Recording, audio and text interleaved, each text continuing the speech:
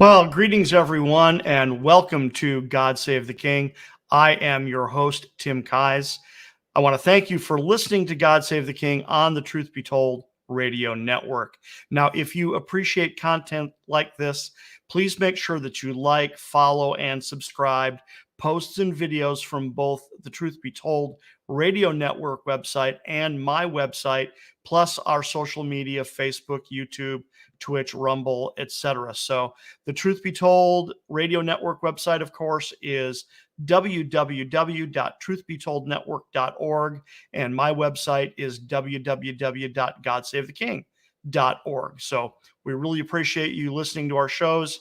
Really appreciate you checking out the Truth Be Told radio network. So what is God Save the King? Okay, now some of you have listened to me before. Hopefully some of you are new listeners. What is God Save the King?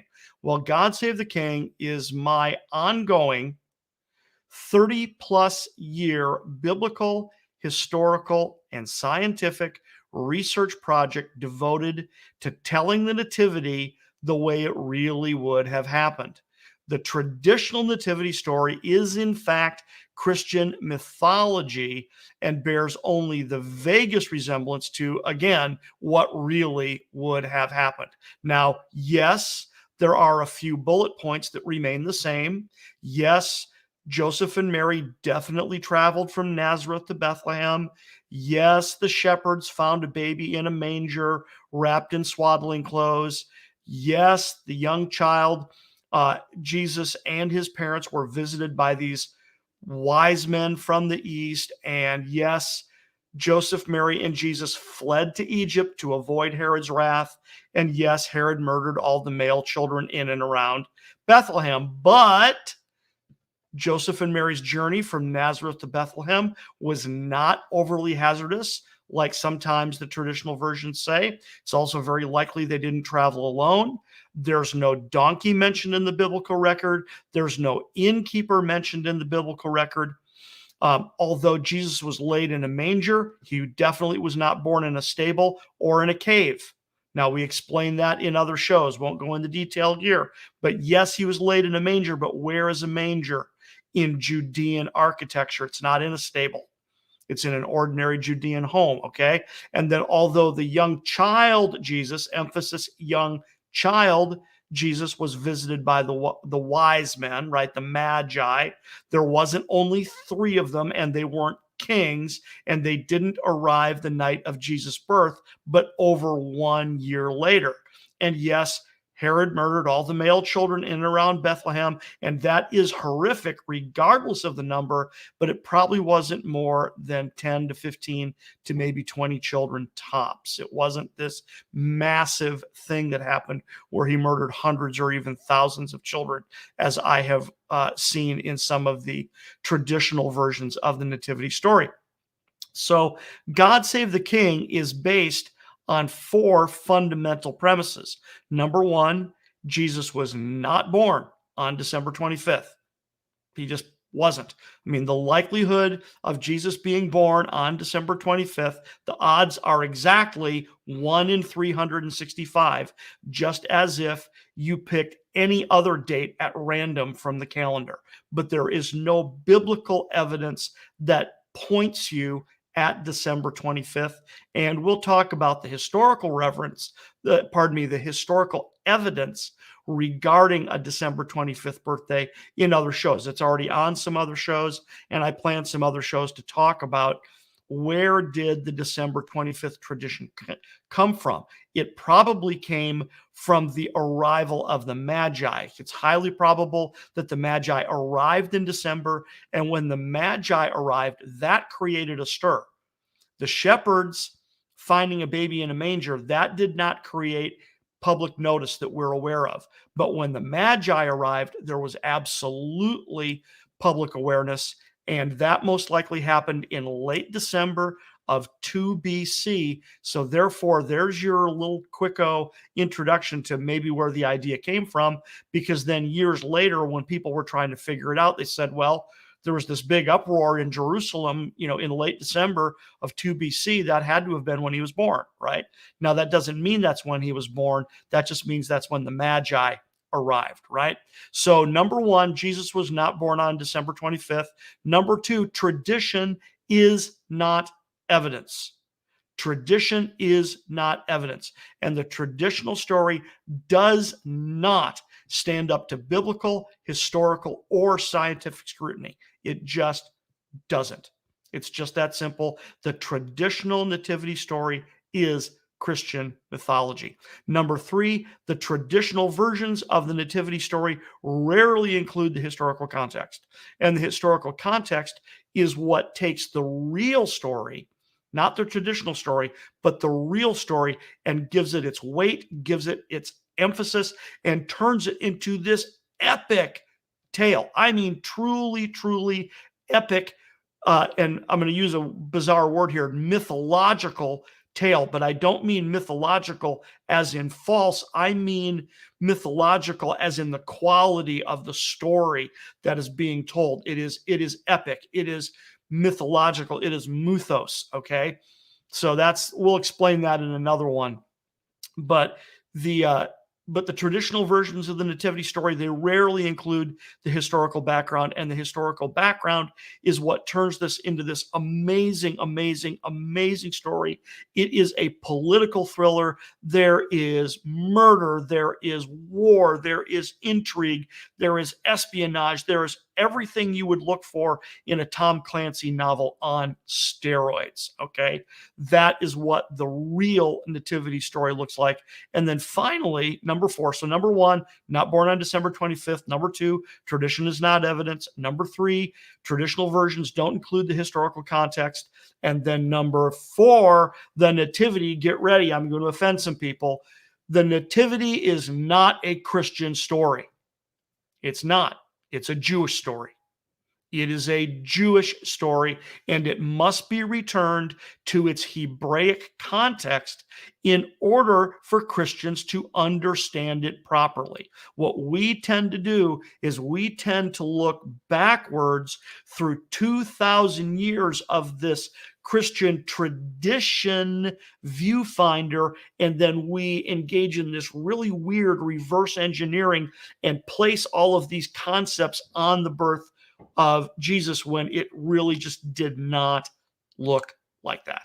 It really didn't look like that. And if you listen to any of my other shows, I'm adapting a quote here from Peter Jackson's treatment of the Lord of the Rings trilogy. In the very first movie, The Fellowship of the Ring, the Lady Galadriel is doing a voiceover and doing the introduction of the movie, and she says, "History became legend, legend became myth, and things that should not have been forgotten were lost." And that is exactly what has happened to the nativity story, is that the real story has been lost, and this mythology, and here I am using the word as a, what's the word I want to use here? As a pejorative, right? I'm using the word mythology as a pejorative this time, not the last time, this time, that the Christian mythology, the traditional nativity story, it didn't happen like that. It just did not happen like that. So the real story was lost. History became legend, legend became myth, and things that should not have been forgotten were lost. Okay, so now before we jump into our topic for today, let's take care of a little business. First, the views of the hosts and guests of God Save the King are not necessarily the views of the Truth Be Told Radio Network. And there are a variety of ways that you can listen to the Truth Be Told Radio Network. Number one, you can go to their website, www.truthbetoldnetwork.org, and click on the big listen button. You can, of course, listen on your Android app. You can listen on the MyTuner app, the Wi-Fi radio app, the TuneIn radio app, and you can listen on Alexa, Google, and Apple home devices. So you can just say, "Hey Alexa, hey Google, hey Siri, play Truth Be Told Radio Network." And then last but certainly not least, you can actually call in and listen to the show at 641-741-2866 or 717-567-4977. And that's good for phones that have like unlimited long distance, but you don't want to eat up your data. right? So you can call in and use your phone that way. So last week, we what's the word I want to use here? We cracked the egg, right? We opened up the subject of what we're going to call the Star of Bethlehem. Now, in Scripture, in Matthew chapter 2, verse 2, we read that when the Magi arrived in Jerusalem and went straight to the court of Herod the Great, that they said, "We have seen his star." That's the phrase that is used in Scripture. His star, okay? "We have seen his star in the east, in the rising, and we have come to worship him." So there's going to be a lot of times when I am going to refer to this as his star, meaning the star, okay, or the celestial event that inspired the Magi to travel from their home in the Parthian Empire to Judea in search of the newborn King of the Jews. But the other label that we will use very frequently that has become both popular and convenient is to simply call it the Star of Bethlehem. And I have no great objection to that label. It's convenient because we also learned that when the Magi left Jerusalem and were headed due south to Bethlehem, we read that the star came and stood over where the young child was. In other words, it stood over Bethlehem, and therefore we call it, the Star of Bethlehem. So that's completely fair. There's nothing wrong with calling it the Star of Bethlehem. But just so you know, I will go back and forth between calling it his star and calling it the Star of Bethlehem. So like I said, last week we had my good friend Michael Parker on. And pardon me, didn't swallow right there. And Mike and I mean, we jumped straight to the punchline regarding identifying the Star of Bethlehem. Okay. I mean, we just went right there. But what we didn't do is we didn't really set it up. We didn't really give any background info. So what I want to do this week is I essentially kind of want to restart the conversation and lay the foundation for presenting the evidence that leads to the conclusion that what the Magi saw was an unprecedented series of celestial signs concerning the planet Jupiter and the star Regulus in the constellation of Leo, and that this began on January on July 29th of 3 BC and ran through October of 2 BC. So this was over a year-long series of events, again, involving the planet Jupiter, the star Regulus in the constellation of Leo. And this would have been a highly condensed series of signs that, number one, the condensed nature of it was unprecedented, but also the initial sign that kicked it off on July 29th of 3 BC. Also, that singular event would have been unprecedented in human history. Mathematically, it would have been possible for that sign to have occurred in the past, but I believe, based upon the historical context and the nature of what the Magi did, that this was the first time that sign ever would have been observed in human history.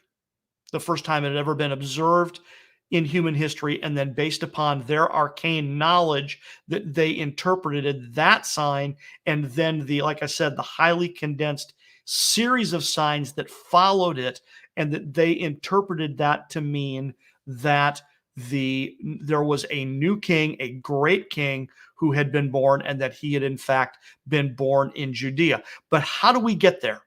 How do we get there? It's more than just understanding astronomy. Okay, it's way more than just understanding astronomy. So let's dial it back, let's slow down, and let's present let's lay the foundation, let's lay the groundwork for presenting the evidence for what the Magi saw and how they reached the conclusion that they reached. Okay, so here we go. Let's jump into this, and like I said, let's lay the foundation and and move forward. So what you could call this, if you want to give this episode a title, you could call this Introduction to Biblical Archaeoastronomy, Part 1. I don't know how many parts there are going to be. There might be several parts more, but I also might change the title as we move forward. So this is Introduction to Biblical Archaeoastronomy, Part 1. What did the Magi know that led them to the conclusion that what they observed in the heavens caused them to understand that a great king had been born and that this king had been born in Judea? Okay, so we're talking about the Gospel of Matthew, chapter 2. Okay, now when we're talking about the birth of Christ in general, there's really only two sections of scripture that address it in any kind of detail. There's an odd reference here or there scattered throughout the Bible, but it's really primarily Luke chapters 1 and 2, and then a little bit of 3, and then Matthew chapters 1 and 2. That's pretty much it. I mean, that is basically it. And these are referred to as the infancy narratives. The infancy narratives, and they're what tell us about the birth of Jesus of Nazareth. Now, up until now, we've been spending a lot of time, number one, correcting the date. Because as I said right at the beginning of the show, foundational premise number one is that Jesus was not born on December 25th. There is no biblical evidence that causes you to go searching for December 25th.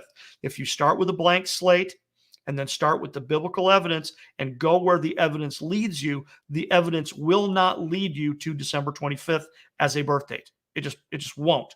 The whole December 25th birth date thing came in later. It came in at least 100, and more realistically, like 200 years later is when that started getting talked about, right? And as I've already said in this episode and in others, I think it's the arrival of the Magi, okay, that triggered the notion that Jesus may have been born in December, but that is not where the evidence leads us.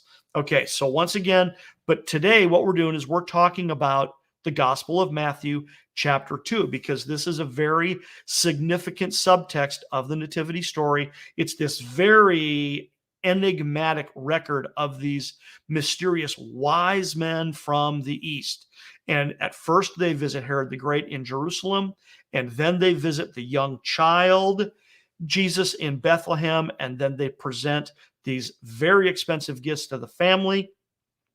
And then they're warned by God in a dream not to go back to Herod. Then Joseph is warned in a dream that Herod is going to try to murder the young child. So Joseph takes Mary and Jesus to Egypt to get out of the way of Herod's wrath, and they wait until Herod died, and they get the word that he's died, and then they're able to safely return to Judea.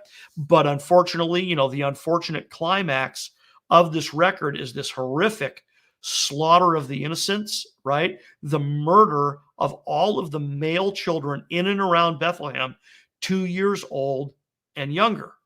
I mean, so it's this really intense story, okay? But there's a lot of mystery in the story, okay? I called it enigmatic a little bit ago, and that's a great word because this record provokes as many, if not more, questions than it provides answers. It's really just that simple. This record provokes as many, if not more, questions than it provides answers. And most of them focus around the highlight, now pun intended, they focus around the highlight of this quote unquote star. Okay. We have seen his star in the east and have come to worship him. They focus around this mysterious star identified by the wise men as the reason they traveled to Judea. Okay? They identify it as the reason they came. For we have seen his star in the east and have come to worship him. Now, what the heck does that mean? What did they see? That's the big question. That is the singular biggest question. What did they see? Right? Okay. And then additionally, now, and I just want to mention it briefly now. We'll talk more about it either later today or in another episode. Not only do the Magi identify this as the reason they traveled from Parthia to Judea, but depending upon how you understand the record appears to say, okay, very important. The record appears to say that this star somehow led them directly to the young child Jesus. Now, we're going to talk all about that because that's very important that we don't misinterpret and misunderstand what the Bible is actually saying. But like I said, very mysterious, very enigmatic record, raises more questions than it provides answers, right? So if we were to make a list of these questions, I mean, we could probably make a list of a couple of dozen questions pretty easily, and we could spend days and weeks and months discussing these questions. Now, the irony, however, is that we don't really need a couple of dozen questions. We only really need a small handful of questions to keep us busy, because there are a handful of core questions, maybe 4 to 8 questions total, that are right at the center of this matter, that frankly they have kept scholars and laymen extremely busy for about 2,000 years now, trying to identify what the heck is this Star of Bethlehem. What is his star? What did the Magi see? And then the interconnected questions of, well, how do they even know what to look for? Why were they even looking? What? Okay, so those are a lot of the background questions that we want to answer, okay, that are going to help us understand how they reached the conclusion that what they saw should be connected to the birth of a great king, and not only the birth of a great king, but the birth of a king in Judea, right? In Judea. They traveled to Judea. Also, I'm going to throw this out there. It just popped into my head, so I'm just going to throw it out there.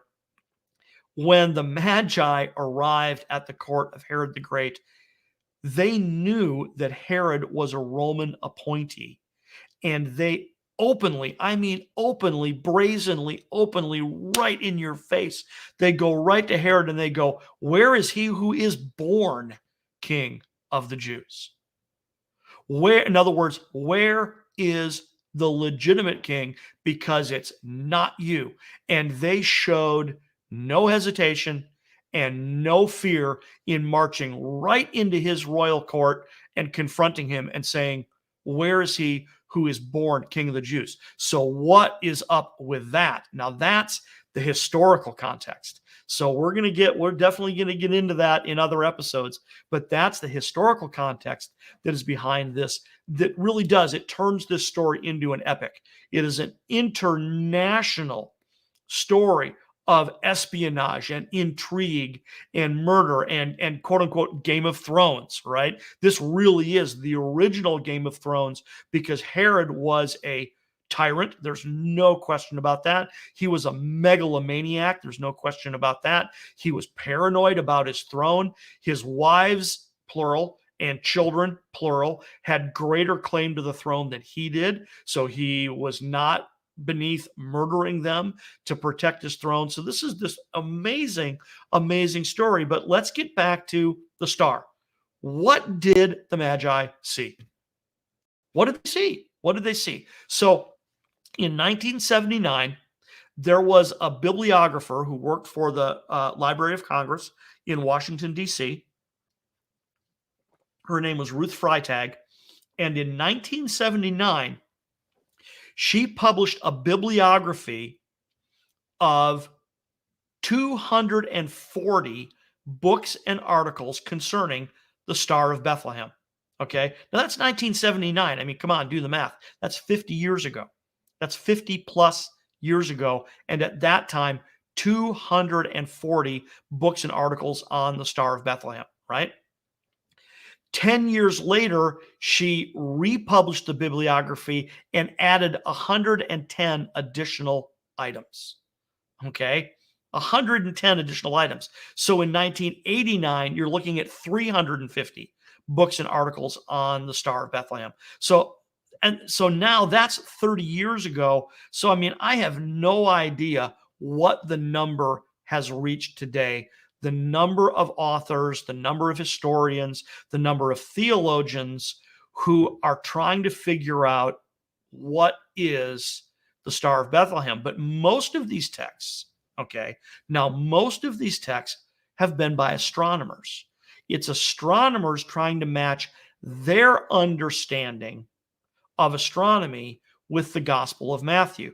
Now, this is very interesting because there is only one mention in all of world literature to this famous star that marked the birth of the Jewish Messiah and thereby inspired these wise men from the east to travel to Judea and quote unquote worship him. Okay. Now, other elements of the story are familiar to us from other sources.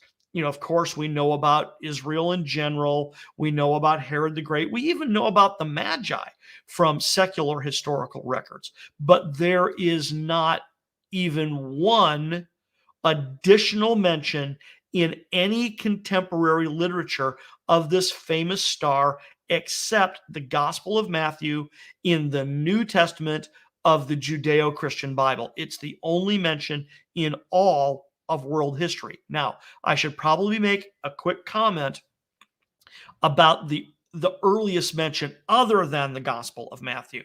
The earliest mention other than the Gospel of Matthew comes from the Proto-Evangelium of James. Now, if you have listened to my show before, if you've gone to my website, you know that I make a big deal about the Proto-Evangelium of James. It is an apocryphal book. And in my opinion, it is an apocryphal book that cannot be trusted at all. It is legend. It is myth. Okay. Now, again, this time, using those words as pejorative, meaning there's nothing about these records that leads us to believe that they are historically accurate. Okay. And as a matter of fact, a few hundred years later, one of the popes, declared the Proto-Evangelium that no Christian, right, should read it. You should just forget about it, ignore it. And the reason, and it's not very long. I mean, when you type it out, it's only like 3 typed pages. It's like 25 to 30 paragraphs long. It's not really all that long. You can read the whole thing in 10 minutes, easy, right? It's not really all that long. But when you read this thing, one of the things you discover is that, if you critique the text, you find out very quickly that whoever wrote this was obviously, here you go, they were obviously familiar with the Gospels of Luke and Matthew. That they were familiar with. But what they were clearly not familiar with was direct contact with Jewish culture. Whoever wrote this wasn't a Jew. Okay. They were not a Jew. They did not live in the Bible lands. They don't get the geography right. They don't get the customs right, all this kind of stuff.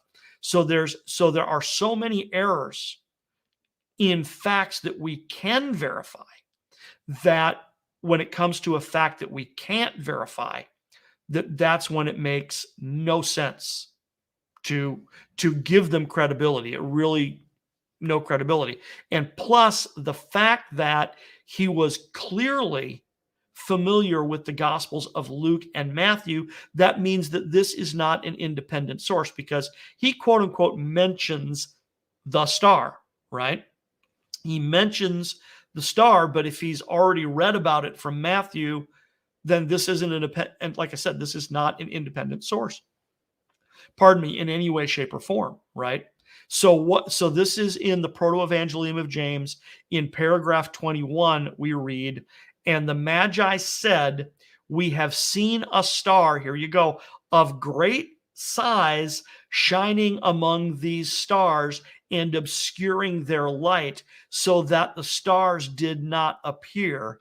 And we thus knew that a king has been born in Israel and we have come to worship him. And behold, the star which they had seen in the east went before them until it came to the cave. There you go. And stood over the top of the cave. Okay. Jesus was not born in a cave. There is nothing in the Bible, nothing in the Bible that corroborates that. Okay. And I know you can go on a tour of Bethlehem in the Holy Lands, and the tour guides will say, this is where he was born, and they're going to show you a cave. Okay. That's not where he was born. Jesus was born in a traditional Judean home. That's what the Bible says. And there's no reason to think otherwise. Okay. And the proto-evangelium of James is just bunk. Okay. There's no reason to believe it. Now, the point here is that here you go. A star of great size. Okay. That doesn't make sense. That makes no sense, because when you read this in context, the Magi saw it and no one else did. Okay. So all of these spectacular theories become really questionable really quick, because somehow this was something that the Magi saw, but no one else saw. So if it had been a very spectacular, if this had been a very spectacular celestial event like a comet or a supernova, or this star of great size that was so bright that, according to the proto-evangelium of James, it obscured the light of the other stars, oh my God, you would have had a crowd of hundreds of thousands of people who swarmed Jerusalem and Bethlehem if it indeed led them, as the traditional version of the story would have you believe, if it moved independently through the night sky and led you to Bethlehem and then stood over the top of the cave. Oh my God, everybody and their brother would have been there. It wouldn't have been this three wise men on camels thing, which, that's a whole nother story. It wasn't three and they weren't kings, right? So kind of got a little bit off track there, but not really, because this is the earliest mention that I'm aware of the star, other than the Gospel of Matthew itself. But because whoever wrote this was familiar with the Gospel of Matthew, it's not an independent source. And you can quickly see this is 200 years. 200 years is way more than enough time for significant error to get into the picture. Okay. Now, like I said, I kind of got off track a little bit, but not really. That's important for us to understand regarding the fact that the Gospel of Matthew is the only record. It's it. It is the only record. There is no contemporary source that mentions it, right? So let's get back to all of these books, at least 350 books in the Library of Congress as of 30 years ago, trying to identify the Star of Bethlehem. So this is really a big deal. But most of these, here you go. See, most of these books are written by astronomers. Okay. In other words, they're written by scientists. And to just get right to the point and just to be blunt about it, most of these scientists, quote unquote, are avowed secularists and avowed skeptics who would like nothing better than to discredit the Bible. So it's very interesting, because a lot of them, here you go, a lot of these books have reached the conclusion that this star either never existed, that it is pure myth. There's that word again that I keep using, right? That it's pure fairy tale, right? That it simply never existed. So now let's fast forward and let's get up much, much, much closer to, modern history. In 2014, there was an international multidisciplinary academic colloquium dedicated to the subject of the Star of Bethlehem, held at the University of Groningen in the Netherlands. I hope I'm saying that right. Groningen. Okay, it might be Groningen, depending if there's an umlaut or not. But anyway, Groningen in the Netherlands. So it's this international interdisciplinary academic colloquium, right? So this is the secular academic community, right? So at this colloquium, there were presented 22 peer-reviewed academic papers on subjects related to the star. Out of those 22 papers, only 4 of them affirmed that the star might have actually been a real object. Most of them reach the conclusion that this is just pure fiction, that this is just something that Matthew made up, that it's not a real star, or that, we're going to get into some other theories that it's an angel, or, things like that. Now, the academic papers don't reach that conclusion, but the point being is that these are skeptics. These are skeptics, and they've reached the conclusion that this is all giant fairy tale, right? Now, in an additional irony, on the flip side of the coin, there are the biblical scholars, okay? Many of whom are also not much help, right? Among the common theories regarding what the wise men saw, the least favored theory is that the Star of Bethlehem was a normal star in its normal course through the heavens, but it was identified by the wise men because of their expertise in celestial observation and arcane wisdom. Okay? Let me say that again. Let me slow down and say that again. The least favored theory among biblical scholars as well, okay, is that this was a normal star in its normal course, but that it was the expertise of the Magi in celestial observation and arcane wisdom that provided them with the skills and the tools necessary to identify this as the star, or as a star, that frankly announced the birth of the Hebrew Messiah. Okay?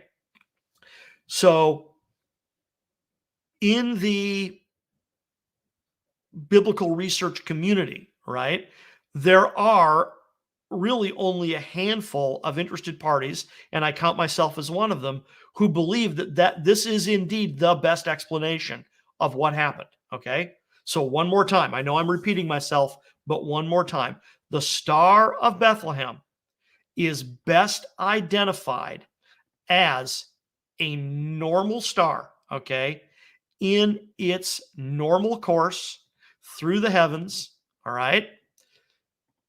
Normal star on its normal course through the heavens, but it was the expertise of the wise men in celestial observation and arcane wisdom that allowed them to identify an unprecedented series of celestial events as pointing to the birth of the Messiah of Israel.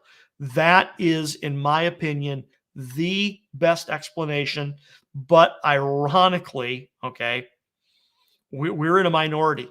We are in a minority. Most people don't believe that's the case, right? But if that is the best explanation, a normal star in its normal course, but it was the skill and expertise of the Magi, all right? The skill and expertise of the Magi that allowed them to identify this star, then what did they see? We're all the way around back to the same question. What was it that they saw? What did they see? Okay. And so, and where do we begin? Where do we even begin to research something like this? Where do we begin our investigation? Okay. Now, there are a variety of facts that will be very helpful for us to know up front, right? These, we can call them disclaimers, you can call them caveats and provisos. These are facts that are kind of important for us to know. They're very important for us to know, but they're extremely helpful if we know them right up front. If we know them right up front, they're really going to help our investigation, okay? So probably the first and most important caveat is to recognize that while our modern scientific understanding of astronomy will be very helpful in discovering the best explanation for what the Magi saw, modern astronomy and modern astrology will not solve the riddle by themselves. They just won't. Okay. So this is one of the reasons, in my opinion, that a lot of these books written by these astronomers, there's one of them, I forget which one it is. I got several dozen of these myself. I don't have all 350 by any stretch, but I've got a lot of books on the subject. And it's very interesting how many of them have a subtitle that says an astronomer's approach, right? And so they look at it through the eyes of an astronomer, but they don't look at it through the eyes of a historian. They don't look at it through the eyes of a theologian.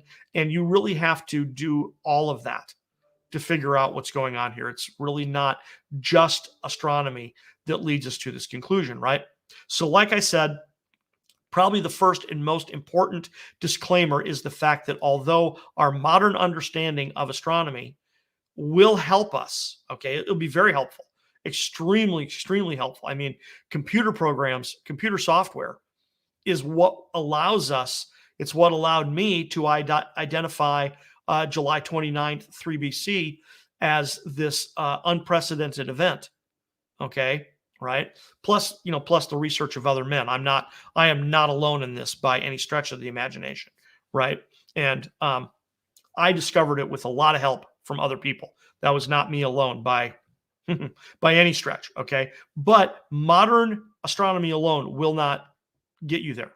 It just simply will not get you there. So if our proposition is true, that it was the expertise of the Magi, all right, in celestial observation, in arcane wisdom, that allowed them to recognize this unprecedented series of events involving the planet Jupiter and the star Regulus in the constellation of Leo, then how did they know what to look for? Okay. And I'm repeating myself, but I'm just really compelled to just emphasize this. It's very important that we do not try to take what we know about celestial observation and reverse engineer it backwards onto what the Magi knew and understood. What we need to do is we need to try to go after what did they know and understand. Like I said, not transpose what we know and understand backwards. Okay. Like here's a perfect example. Let me take 1 second and try to get this up on my, let me try to screen share here and get this up on the screen for you so that you can read along with me. Okay. Let's do this. Here we go. Ladies and gentlemen. All right, there we go. So now read along with me here. See, so here's a good example. Ancient astronomers did not have a correct geophysical understanding of our solar system or the universe, right? They believed that the Earth was at the center of the universe and that all celestial motions centered on the Earth, centered upon the Earth. Now, despite this apparent disadvantage, ancient astronomers, through a combination of meticulously recorded observations made over centuries, plus skillful mathematical techniques, were able to determine the position of celestial bodies, both visible and non-visible, both in the past and in the future, with a high degree of accuracy. Okay, so this is very important. This is something we know about the ancient celestial observers. What did they know? How did they operate? What did they see? How did they think? This is extremely important. So on one hand, they didn't have a correct understanding of our solar system. They did not understand a heliocentric solar system. That was happening at the time. They were beginning to understand that around this time, but this was not, for lack of a better word, universal knowledge yet. It was not universally accepted that it was a heliocentric solar system. They thought it was an Earth-centric, right, solar system, right, and universe for that matter. But ironically, through very meticulous observation, because by the time of the birth of Christ, the Magi had been recording celestial events for 1,500 years. That's 1,500 years, meticulously recording astronomical positions. And they also had extremely good mathematics. Okay. There's lots of scientific articles out today that when we cross-reference them with the cuneiform tablets that have been recovered from the ancient Near East, we realize that they had really good math. Really, really good math. So they practiced a combination of both observation, but then mathematical prediction. Okay. So notice what I said in this here. They were able to predict, for lack of a better word, both in the future and in the past, both visible and non-visible celestial events, simply based upon the math and their pre-existing records of celestial observations. So in other words, meaning if they knew, well, if Jupiter's here and Venus is here and we do the math and it's all in Aries and da da da da da da, and they plug and play the math, they know that that same sign is going to occur again, or that it occurred in the past on such and such a date. Okay, so this is really important for us to understand what the Magi knew about astronomy, not what we know, right? What they know. Do not transpose backwards what we know and assume that they knew the same thing, because they didn't. Okay, so now, so getting back to the beginning here, I'm not off track. I'm not even remotely off track. It's just that I get excited about this material and presenting it to you guys. But if we're going to start at the beginning, let's start with a few more like disclaimers here that are important for us to understand. Because if you don't understand these simple facts, they can get in the way. They can make things more difficult to understand. They can lead to questions that don't get answered and confusion and stuff like that. So in the Bible, right, the English word star is usually a translation of the Greek word aster, A-S-T-E-R, or the Hebrew word kaukab, okay, and we spell that K-O-W-K-A-B, kaukab, right? So either Greek aster or Hebrew kaukab. The Greek aster, that's Strong's number 792. And when you're talking about the Hebrew kaukab, that's Strong's number 3556, if you're interested in that kind of thing. Okay. Now, like I said, in the Bible, the English word star is usually a translation of one of these two words. Very important to recognize, however, that the ancients did not necessarily understand the distinction between a star and a planet, for example. Okay. They understood it to a certain degree because of their observations. So, for example, if they go outside and they observe every day for not just a year, but every day for 10 years or 20 years or 100 years, then they've got a meticulous record, for example, of the star Sirius, right? Okay. The brightest star, quote unquote, in the heavens, right?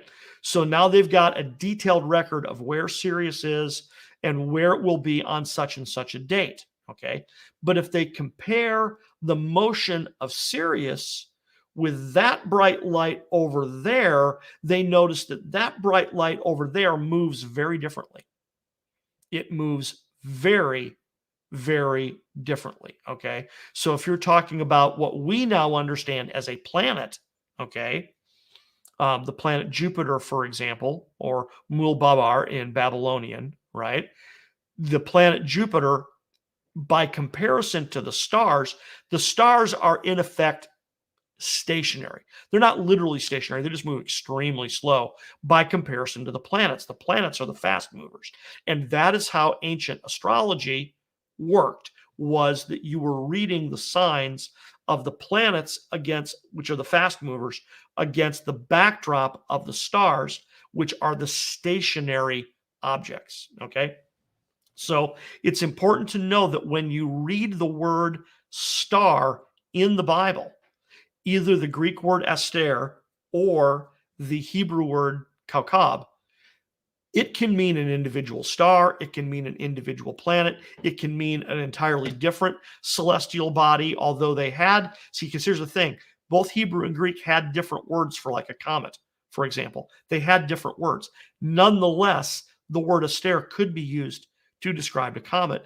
And then most importantly, in both Hebrew and in Greek, these words are used to refer to an entire constellation or asterism, right? So, like, for example, two of the texts that we are going to look at in detail, not today, but over time, two of the texts that we are going to look at in detail are Revelation chapter 12, verse 1, and then Genesis chapter 37, verse 9, because you have two very, very similar references here, okay, in certain ways. Now, Genesis 37, 9, this is Joseph's dream, one of Joseph's dreams, where he says, I have dreamed yet another dream. And he told it to his brothers and said, behold, I have dreamed a dream more. The sun, the moon, and the 11 stars, and by that he means the 11 constellations, made obeisance to me, okay? So it doesn't mean an individual star, it means a constellation.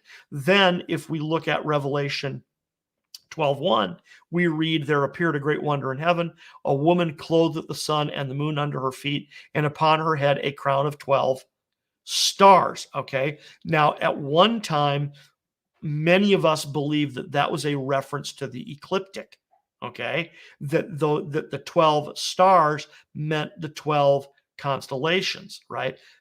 I now have changed my mind, and I believe it literally means 12 stars, not the 12 constellations, right? But these are just two examples of, you got one where it's referring to individual stars, but another where it's referring to entire constellations, and it's really easy to get that confused, right? And just wanted to point that out to you guys, that this is very important as we move into our understanding of what it was the Magi saw, okay? And now we're starting to run out of time here, so I want to give you a couple of more points as we kind of wrap up here to once again, to lay the foundation of what it was that the Babylonian Magi saw, the Parthian Magi. What was it that they saw, and what was it, according to their understanding, that allowed them to reach the conclusion that they reached, okay? So I mentioned something a minute ago. I want to give you a little bit of additional information about that. That the earliest known record we have, in other words, the earliest, what's the word I want to use? Rats. Manuscript evidence, and it's not manuscript, it's clay tablet, okay? Documentary evidence, that's the word I wanted. The earliest documentary evidence we have of what the Babylonian astrologers knew and understood was that we have a clay tablet. I've got a graphic, I just don't have it handy. I'll show it to you next week. I have a graphic. It's called the Venus Tablet of Amisaduca. And the Venus Tablet of Amisaduca is a catalog tracking the heliacal risings of the planet Venus. And it was written during the reign of King Amisaduca of Babylon, probably between 1646 and 1626 BC. Okay, so that is 1600 years before Christ. They were already engaging in meticulous records of the stars. Okay, very, very important. I actually saw online last night. I was doing my show prep for today, and I literally tripped over a new image that I hadn't seen before. I'll have to research it before I share it with you guys, because I want to do my due diligence and make sure it's at least reasonably accurate. But I tripped over a picture of a clay tablet which is funny because it's only the size of a man's hand. It's only, maybe 4 to 5 inches in diameter, maybe 6 at the most, 5 to 6 inches in diameter, about the size of a man's hand. There's a man holding this clay tablet, and it's got these tiny, tiny, tiny cuneiform markings on it. And they claim that this is a 5,500-year-old. Now, that's 5,500 years from now, okay? So that would make it, 3,500 BC, not 1,500 BC. But they're claiming this is a 3,500 years before Christ cuneiform tablet. of an astronomical diagram. See that the caption underneath said that it was a astronomical diagram of Nineveh. Well, now Nineveh is a city on the earth. Okay, so I'm assuming they meant that either the tablet was found in Nineveh, right? Or it's a tablet recording observations from Nineveh, but it's not. I'm assuming they don't mean it's an astronomical chart of Nineveh. That doesn't really seem to make sense. But I want to wrap up here. Very, very important that we understand that these guys really kept amazing records, and they kept amazing records for a long time.